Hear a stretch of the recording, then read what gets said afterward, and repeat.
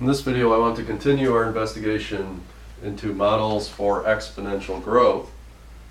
Here we have the problem that we worked through in the first video, where we came up with two equivalent models for the growth of some bacteria given these conditions. In this video, we want to make it a little more complicated. Let's suppose that instead of a population of 1, that we start with a population of 100.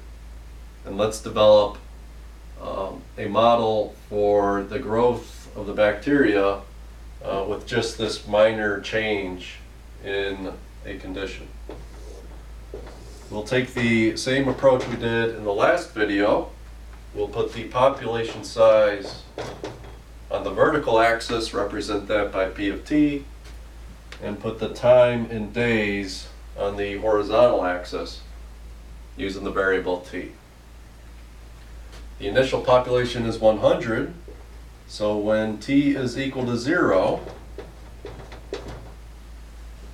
we have the point 0, 100 that the graph of our model must pass through.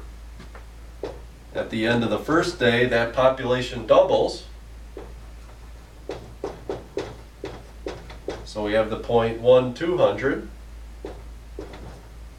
At the end of day 2, that population doubles.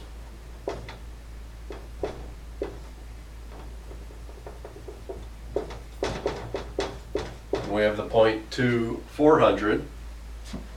And then at the end of day 3, that population size doubles.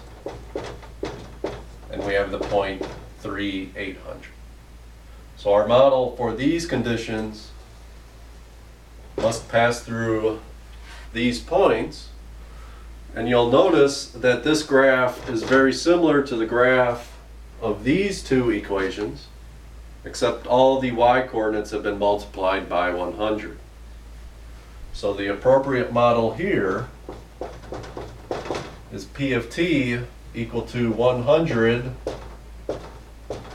times 2 to the t, or equivalently P of t equal to 100 e to the 0.6931 t. So these are two equivalent models that we can use for these conditions. Again, it's common to use a model in base E because the relative growth rate is staring at us in the form of the model. So in general, when we want to come up with a model for exponential growth, we use the function P of t equal to P0 times e to the kt, where P of t is just the population size. P sub 0 is the initial population.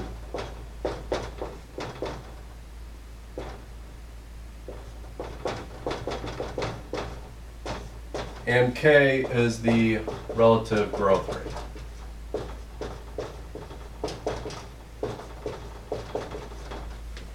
So this is the model that we'll be using to answer some basic questions in the next several videos.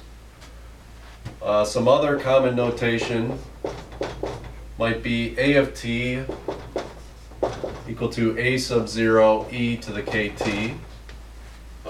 Meaning the same ideas as the model above, just different notation. It depends on the books that you're looking at.